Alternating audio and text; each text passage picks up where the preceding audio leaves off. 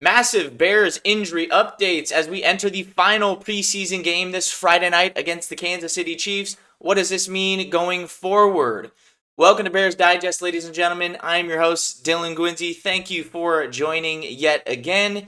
If you have not subscribed already, please do so. It looks like 67.5% of you are not subscribed, so just kind of keep that up to date there with the news, updates, rumors, and everything going forward as we enter this regular season.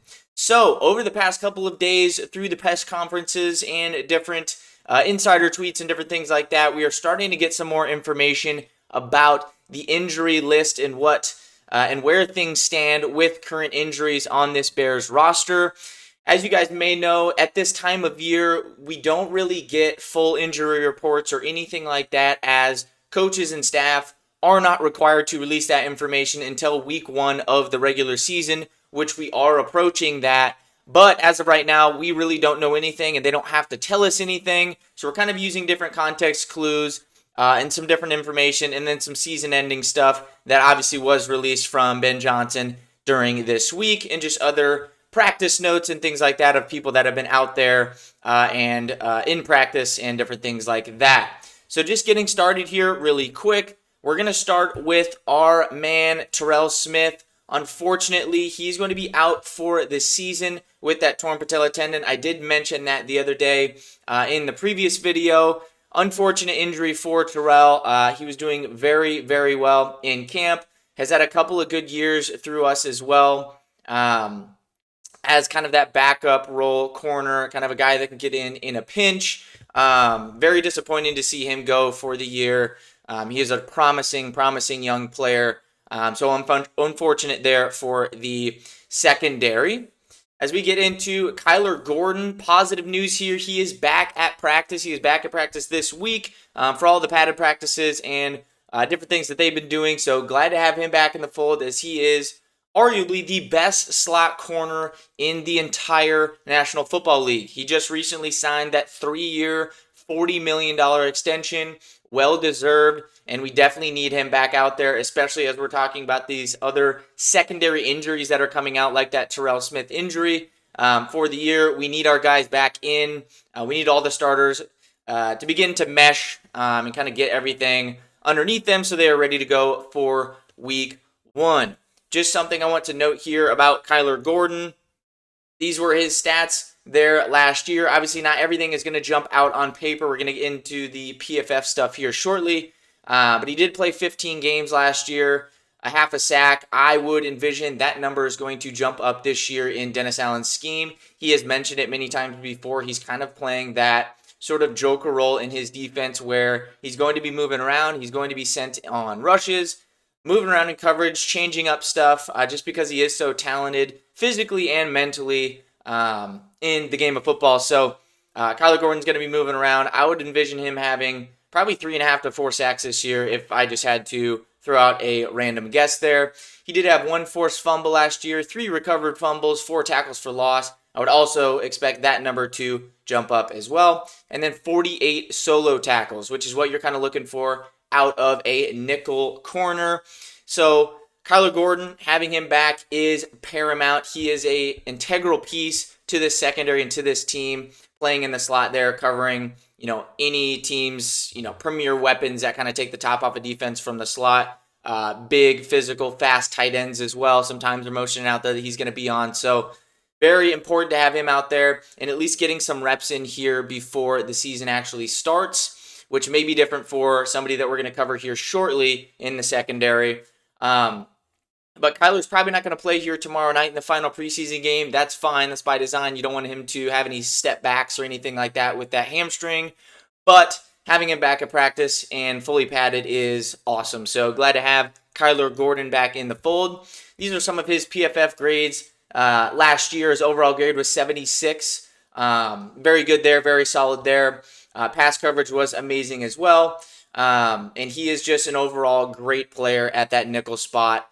The Lions also have a very good nickel corner over there in DJ Reed. So having probably the first best corner at the nickel spot in the division, and then having, not really anybody close to him, back there other than DJ Reed is very important. It's just going to be a competitive edge for this defense and an added chess piece for Dennis Allen to use aggressively on this team. So the next guy we're going to cover here is Jaylon Johnson. This is one of the best corners in the league. He's been dealing with that leg injury for a while now. Very good to see last week in the preseason game. He actually did do some warm-ups, so it was good to see him at least on the field doing stuff, but he has not been seen at practice as of yet. So we do want to see Jaylon Johnson get back in there because as we get closer here to the regular season in just 2 weeks now, him not being on the field at all is not good, right? You don't want the first week of him being back and actually, doing physical stuff and in pads to be that first week in week 1, and then he's going up against Justin Jefferson on Monday Night Football. So that's not something we want. We want him to be back sooner. I know he is a pro's pro. He has always been somebody that is well prepared for games, no matter what the circumstance is. I think it's just necessary to have him out on the field, mainly for the other guys too, just to be able to pick his brain and have, your number one corner out there with you. It just helps no matter what. So we want to see him get back as soon as possible, see what that looks like after the final preseason game as they actually get into week 1 game prep from there for the next week and a half, 2 weeks after that. So Jaylon Johnson hopefully on the horizon soon. I'm still worried about it in terms of him being fully ready for week 1. We did have a video that talked about it last week about him potentially not being here at all. So it is a positive development that he is probably on the right track to be back, but a long ways to go there. So we'll see how that progresses. Austin Booker is the final guy. This is kind of a wild card. Austin Booker had a great week 1 in preseason against the Miami Dolphins. Everybody knows about that. Second week in the joint practices, had another great week. If any of you guys took a look at the Bills joint practice, Hard Knocks, that it was covered on there, Deion Dawkins actually had a cool clip of him speaking to Austin Booker in that joint practice about how he just looked different than everybody out there, and kind of gave him some pointers and, said, hey, Austin, if you need anything, just give me a shout, give me a holler. And that was kind of just a cool gesture to see from a very good offensive lineman in the league and from another team.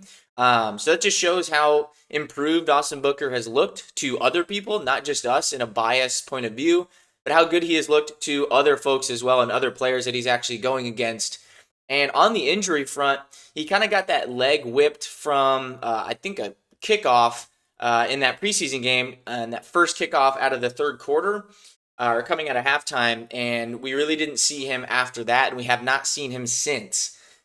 Being that there was other injuries that were talked about by Ben Johnson and things released about the other guys, and nothing about Austin, kind of worries me, but also kind of brings some positivity in there that it's probably not season ending or, something that he needs surgery for or extended time out, just because they didn't mention that. Usually with those serious injuries, you kind of just know right away. So hopefully Austin Booker is good. Obviously, I don't expect him to play tomorrow in the preseason game either, which is kind of disappointing. He's been, probably the most fun player to watch in the preseason so far with his progression. But I don't think we'll see him here this week. Hopefully next week he's back in action, because as it seems right now, he's going to be a part of this rotational pass rush for Dennis Allen's defense this year, and that is something that we really, really, really need him to step up if he's going to do that. If Dio Odangbo is going to be playing more inside, rotating in and out, first and second downs, but then those third downs on those true pass rush situations,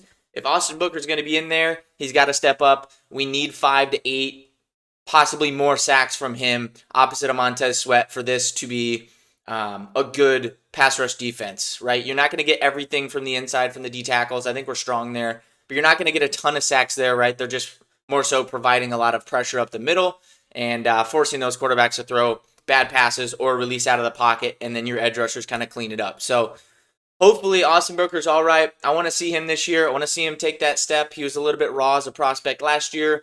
All things considered, it looks like he is kind of ready to go, so we'll see what that looks like against, actual starters. So I'm excited to see. Hopefully he is back. If there is any updates on that injury that maybe are more serious, I'll be the first to let you guys know.